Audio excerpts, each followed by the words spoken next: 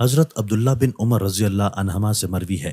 کہ رسول اللہ صلی اللہ علیہ وآلہ وسلم نے فرمایا، مسلمان مسلمان کا بھائی ہے، نہ اس پر خود ظلم کرتا ہے اور نہ اسے کسی کے سپرد کرتا ہے، اور جو شخص اپنے بھائی کی ضرورت میں لگا رہتا ہے اللہ تعالیٰ اس کی ضرورت پوری کرنے میں لگا رہتا ہے، اور جس شخص نے کسی مسلمان سے کسی تکلیف کو دور کیا اللہ تعالیٰ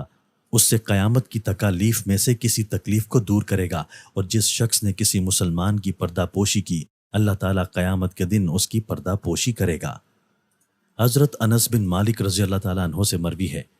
کہ رسول اللہ صلی اللہ علیہ وآلہ وسلم نے فرمایا، جس شخص میں یہ 3 عادتیں ہوں گی وہ ایمان کی مٹھاس چکھ لے گا، اللہ اور اس کا رسول اسے سب سے زیادہ محبوب ہو، اللہ کے لیے محبت کرے اور اللہ کے لیے نفرت کرے، اور یہ کہ ایک بڑی آگ جلائی جائے اور وہ اس میں کود دے، یہ کام اسے شرک کرنے سے زیادہ پیارا ہو۔